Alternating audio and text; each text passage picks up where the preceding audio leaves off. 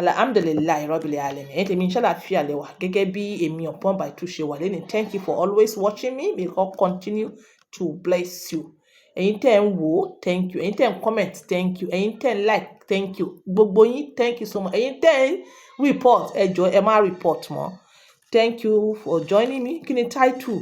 Ọ̀nà kan ṣoṣo tí wàá fi mọ̀ pé ìyàwó rẹ àbí obìnrin rẹ ń gbádùn ìbálòpọ̀ rẹ. Ọ̀nà kan ṣoṣo. Yes. Tí àsìkò bá gbà mí láyè, màá tún sọ ọ̀nà kan ṣoṣo tá a fi mọ̀ pé ọkùnrin ń gbádùn ìbálòpọ̀ ẹ̀yin obìnrin àbí ìyàwó rẹ̀. Ẹ jẹ́ ká sọ tó obìnrin lénìí. Ẹ jẹ́ kí n sọ fún yín, ọ̀pọ̀lọpọ̀ àwọn obìnrin tẹ́ ń rí large percentage, kí n sọ pé 70%, wọn ò gbádùn ìbálòpọ̀ ọkọ àti ìyàwó. Wọn ò gbádùn ìbálòpọ̀ ọkùnrin wọn àbọ́kọ wọn. Wọn ò gbádùn ẹ̀. Because torí pé kí ni gbogbo ọ̀rọ̀ táwọn obìnrin máa ń gbọ́ ni pé kó tight, kó tight, kó tight. Tó bá tight ló ń dùn, kó bá tight ló dùn, kó bá tight ló dùn. Ìdí tó fà á, kó tó di pé mo gbàgbé, tí àwọn obìnrin kan fi ń wá kí nǹkan ọmọkùnrin náà kó ní kìmí nìyẹn. Kó ní kìmí, ìkan tó fà á nìyẹn. Torí pé kí ni kó tight kì í jẹ́ káwọn obìnrin sọ́ra kalẹ̀.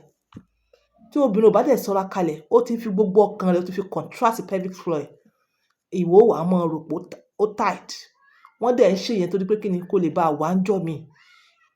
Bó ṣe tight yẹn, tí wọ́n contrast yẹn, ìnira ni fún wọn, wọ́n lè mọ̀. Ìwọ ń gbádùn ẹ̀ sí yàáyú, ó dà tọwọ́ rẹ̀ lẹ̀. Ǹjẹ́ o béèrè lọ́wọ́ ìyàwó ẹ pé nǹkan tó ṣe tán lẹ́sìn ṣó gbádùn ẹ̀? Ọ̀nà kan ṣoṣo tí obìnrin fi lè gbádùn, tí wàá fi mọ̀ pé obìnrin gbádùn ẹ̀, ẹ̀yin náà mọ̀. Bẹ́ẹ̀ jẹ́ kí n kọ́kọ́ analyze ilé.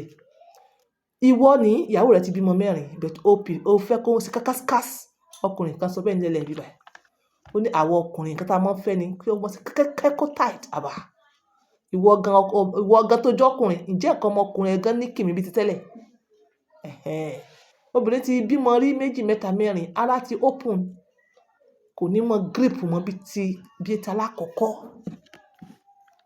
Ẹ̀yin kan understand torí ẹ̀ lẹ fi ń change ìyàwó. Tí ẹ̀yin bá understand obìnrin ṣe rí ni, ẹ̀ ní máa change. You enjoy gbogbo moment tẹ́ bá rí.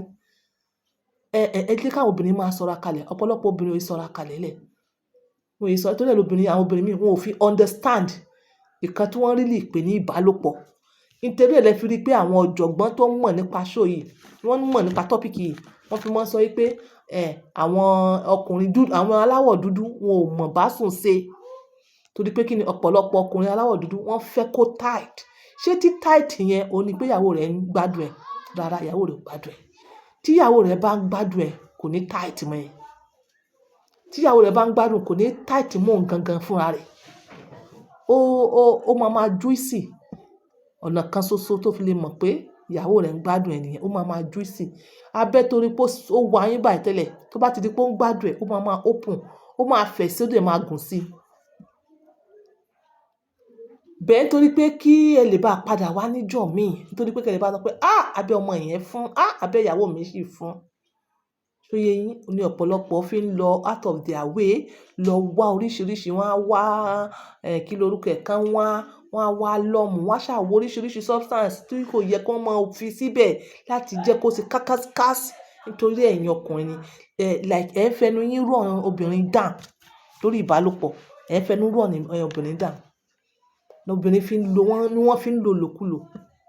Ló fi dàbí ẹni pé àwọn obìnrin bá ti bímọ 2, 3, àwọn náà mọ̀ sọ pé nǹkan ọkùnrin wọn ti kéré. Wọn ò ní lè sọ́ra kalẹ̀. In no time, wọ́n sọ pé àwọn náà wọn ò fẹ́ ṣe mọ́. But you need láti understand ìyàwó yín. Ẹ ní láti understand pé àsìkò yìí, àsìkò tó ń gbádùn ẹ̀ ni. Tọ́lọ́run bá fún ẹ lórí ọ̀fẹ́ pé àsìkò tó gbádùn ẹ̀ lọ wọlé, enjoy that moment tó tight.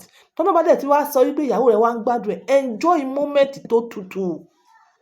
Tí ìyàwó rẹ̀ bá ń da tọwọ́ rẹ̀ kalẹ̀ tó ń tutù, inú rẹ̀ ó máa dùn láti bẹ́ẹ̀ ṣe àṣepọ̀. Bẹ́ẹ̀ tó ń wá yín kan, ìyẹn is not okay. It's not okay. A rí nílẹ̀ mo ń bọ̀ wá sọ story yìí, kọ́nà mọ́ jẹ́ kí n gbàgbé.